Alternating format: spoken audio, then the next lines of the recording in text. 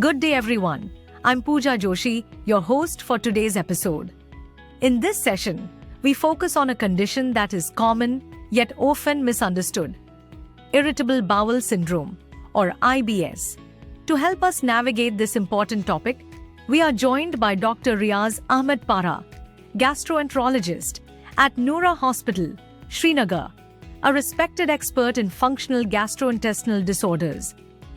Today, Doctor will walk us through early symptom recognition, simplified diagnostic approaches, and effective, evidence-based management strategies for IBS in routine clinical practice. Doctor, thank you for being with us. Let's begin our discussions. Hi, I am Dr. Reyaz Ahmed, consultant gastroenterology and hepatology, working in Srinagar Noora Hospital. So, doctor, question for you is, what exactly is IBS? And how would you describe it in simple terms to a non-specialist? IBS is irritable bowel syndrome. It's basically a functional gastrointestinal disorder. After thorough investigation of symptoms, when we are not getting any definite organic diagnosis of a disease, then we label such patients as having irritable bowel syndrome. That's IBS. In your experience, how does a typical IBS patient present in an OPD? IBS patients present with varied symptoms. They may present with pain abdomen. They present in change in the frequency of stools, change in the form of stools. They present with bloating. They present with abdominal distension. Sometimes they present with loss of appetite. They may have varied symptoms they present with. And there is always an association with pain abdomen. It has been seen. This pain is almost maximum time which is there. What are the top 3 red flags that make you suspect IBS in a patient? Top 3 red flags that I will tell: 1, there is pain abdomen, abdominal discomfort and pain. 2nd, there is change in the frequency of stools. And 3rd, there is change in the form of stools. And there is improvement of symptoms with defecation. What simple screening questions can a consulting physician ask to suspect IBS? For IBS, there is a definite Rome 4 criteria that we follow in our OPDs, that we ask every patient regarding pain abdomen and its duration. If the duration of symptoms is there for at least once in a week for last 3 months and symptom onset 6 months back, there is association of this pain with change in the form of stools, change in the frequency of stools, and improvement of the symptoms with defecation without any red flag signs, without any red flags. Red flags, what I mean by red flag is there's no blood in stools, there's no weight loss, there is no any other organic disease. How important is the patient's history compared to investigations in IBS diagnosis? In IBS, history is cornerstone for diagnosis. We have to take a detailed history, especially history of the onset of symptoms, history regarding red flags, which should not be there, which I already discussed. It should be particularly regarding any stress, any other contributory factor that may worsen the symptoms of IBS. What are some common mistakes in diagnosing IBS at the primary care level? See, what happens at the primary care level, that physicians should focus more on history taking and picking up the right points. A mistake is in over-investigating such patients, getting through them through a lot of investigations and with a lot of tests like CTs, colonoscopy, endoscopy and all. If we focus on history, if we focus on simple investigations, definitely we may get into diagnosis of IBS, and we don't need to do such expensive tests in all the patients. Once IBS is diagnosed, what is your first-line approach to management?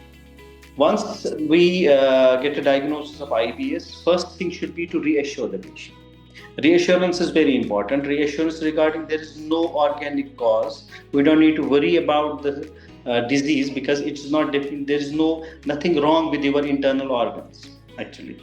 So we need to counsel the patients that how does this IBS happen? How does this occur? and we should focus on any other contributory factors like stress. We should focus on managing the dysbiosis, that is change in the bacteria in our gut. So focus on simple things might help in initial management. Definitely we need to go ahead with pharmacotherapies also, giving medications for such patients, but that should be always to the point. What's your opinion on the role of rifaximin in IBSD? Where does it fit best?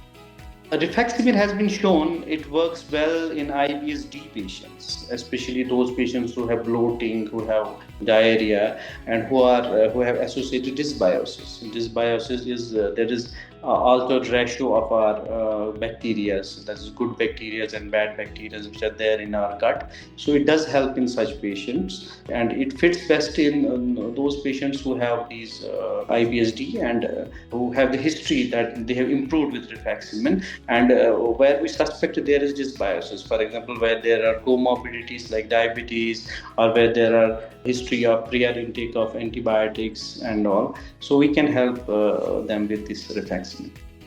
How do you decide when to repeat a course of rifaximin or switch to another therapy?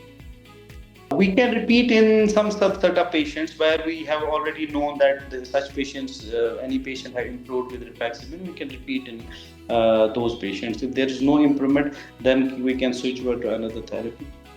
What's the role of diet? Do you recommend low FODMAP, fiber modification, or any particular dietary pattern? Diet has got a role in IBS patients, especially we recommend low FODMAP diet. Low FODMAP means fermentable oligosaccharide, disaccharide, monosaccharide, and polyols. Those diets which are low in these are known as low FODMAP diets. It has been shown that low FODMAP diet help in symptom improvement.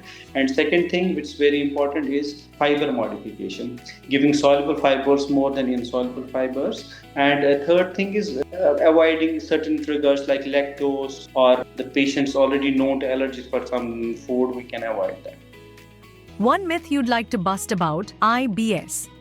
One myth that I would bust regarding IBS is that IBS is definitely a disorder with a known brain-gut axis pathogenesis. It has a pathology, but there is no organic, there is nothing wrong with intestines, there is nothing wrong with in terms of organic disease, means there is no ulcer, there are no malignancy, there is no serious condition with the gut. But what is there is some alteration in gut brain axis, and this pathogenesis is there. It's not an imaginary disorder. So we need to tackle it at all the levels, from brain to gut, so get with the treatment. Thank you, doctor, for sharing such valuable insights on IBS. Your clarity and practical guidance will certainly help both physicians and patients approach this condition with more confidence. To our listeners, thank you for joining us. Stay tuned for more expert-led conversations. Until then, take care and prioritize your gut health.